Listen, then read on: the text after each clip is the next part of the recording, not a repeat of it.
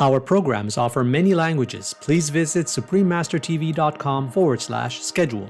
Nos programmes offrent plusieurs langues. Veuillez visiter suprememastertv.com/schedule. Nuestros programas ofrecen varios idiomas. Visiten suprememastertv.com/schedule. Наши программы предлагают много языков. Пожалуйста, посмотрите suprememastertv.com/schedule. Provide for yourself moments of inward calm, and in these moments, learn to distinguish between the real and the unreal. Our aim in moments of retirement must be to contemplate and judge our own experiences and actions as though it were not ourselves but some other person to whom they applied. Please watch on for the engaging spiritual wisdom of Dr. Rudolf Steiner.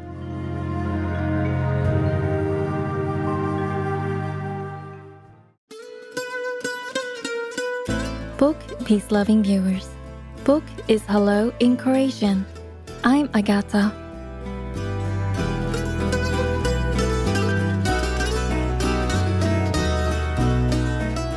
The generous people of Croatia send you their wishes for blissful fulfillment of the heart and soul in God's embrace.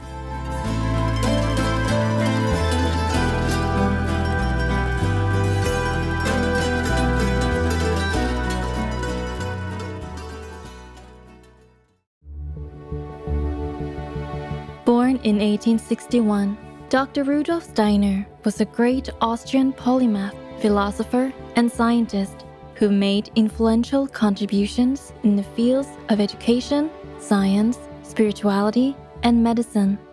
He is perhaps best known for pioneering the holistic educational methods for the Waldorf schools. An eloquent public speaker and gifted writer, he gave over 6,000 lectures in his lifetime and gained recognition as a literary critic. His writings cover a wide range of subjects, and he published more than 25 books, including Mysticism at the Dawn of the Modern Age, The Way of Initiation, and Intuitive Thinking as a Spiritual Path, The Philosophy of Freedom. He developed and taught an esoteric spiritual philosophy called anthroposophy, based on the science of the spirit. Today, we will explore selected parts from Dr. Rudolf Steiner's book, The Way of Initiation. The author reveals how by balancing our inner and outer life, one can continue a safer and more promising path in attaining higher knowledge. Further in the chapter, The Path of Discipleship, the importance of taking enough time in tranquility to contemplate on the essence of life's experiences is emphasized.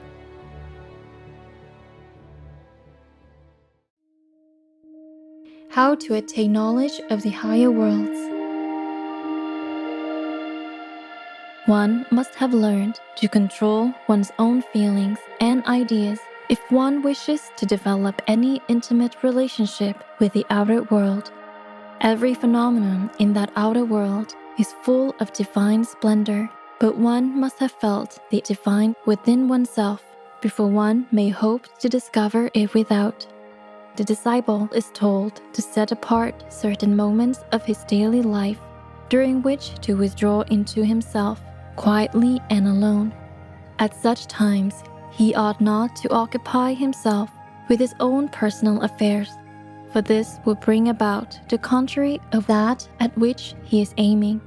During these moments, he ought rather to listen in complete silence to the echoes of what he has experienced, of what the outward world has told him.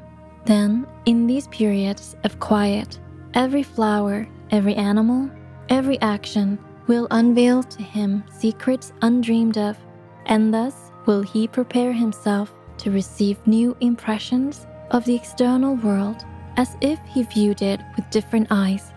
For he who merely desires to enjoy impression after impression only stultifies the perceptive faculty, while he who lets the enjoyment afterwards reveal something to him, thus enlarges and educates it. He must be careful not merely to let the enjoyment reverberate as it were, but renouncing any further emotions of joy, begin to work upon his pleasurable experiences with an inward activity.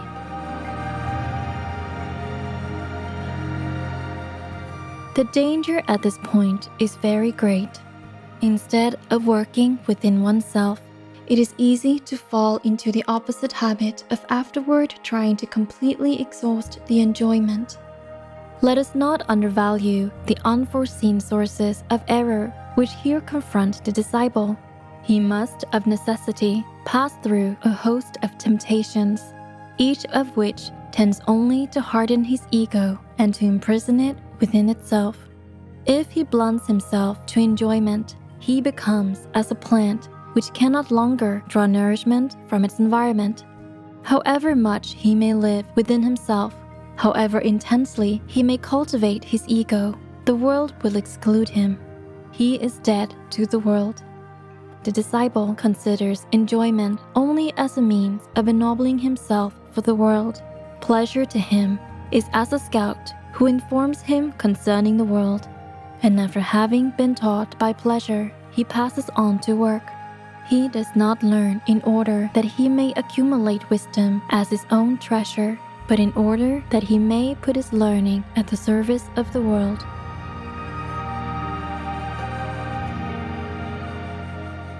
In all forms of occultism, there is a fundamental principle which must not be transgressed if any goal at all is to be reached. All occult teachers must impress upon their pupils that every branch of knowledge which you seek only to enrich your own learning, only to accumulate treasure for yourself, leads you away from the path.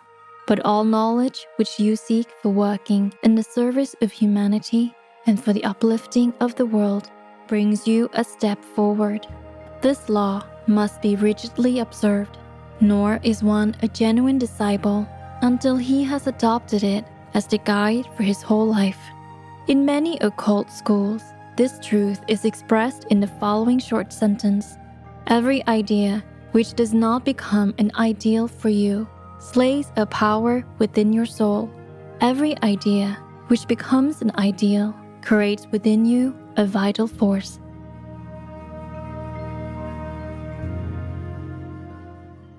The path of discipleship.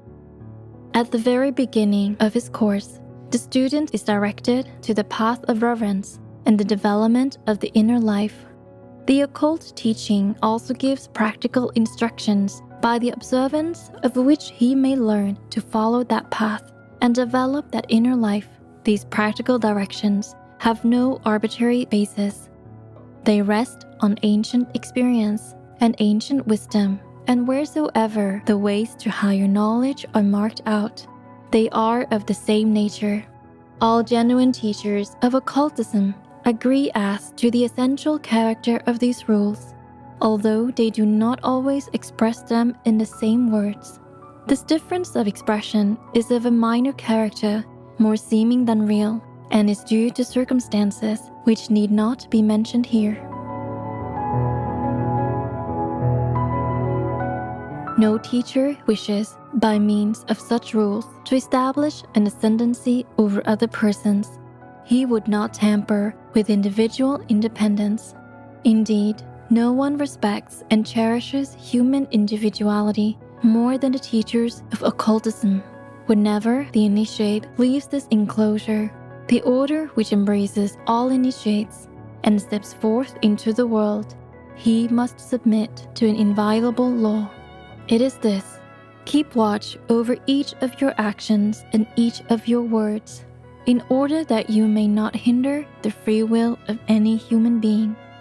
Those who recognize that genuine occult teachers are thoroughly permeated with this principle will understand that they can add to their independence by the practical directions which they are advised to follow.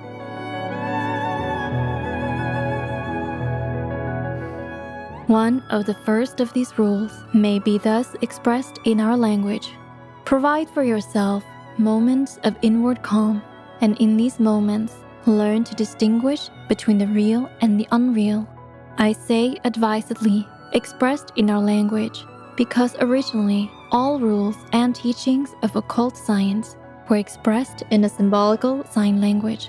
The path is open to all who earnestly will to enter it. Simple in truth and easy to follow is the rule concerning moments of inner calm, but it leads to the goal only when the pursuit is as earnest and strict as the way is simple. The student must mark off a small part of his daily life in which to occupy himself with something quite different from the avocations of his ordinary life, and the way in which he occupies himself at such a time must also differ from the way in which he performs the rest of his duties. But this does not mean that what he does in the time thus set apart has no connection with his daily work. On the contrary, the man who seeks such moments in the right way will soon find that it is just this which gives him full power to do his daily task. Nor must it be supposed that the observance of this rule really deprives anyone of time needed for the performance of his duties. If any person really has no more time at his disposal, 5 minutes a day will suffice. The real point is the manner in which these 5 minutes are spent.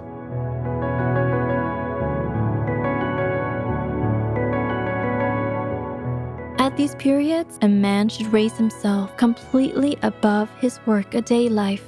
His thoughts and feelings must take on a different coloring. His joys and sorrows, his cares, experiences, and actions must pass in review before his soul, and he must cultivate a frame of mind which enables him to regard all his other experiences from a higher point of view. We need only bear in mind how different is the point of view from which in ordinary life we regard the experiences and actions of another, and that from which we judge our own. This is inevitable, for we are interwoven with our own actions and experiences while we only contemplate those of another. Our aim in moments of retirement must be to contemplate and judge our own experiences and actions as though it were not ourselves, but some other person to whom they applied.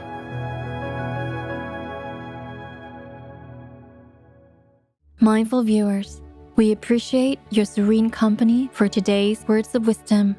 Please tune in again tomorrow for the second part of The Path of Discipleship by Dr. Rudolf Steiner, vegetarian.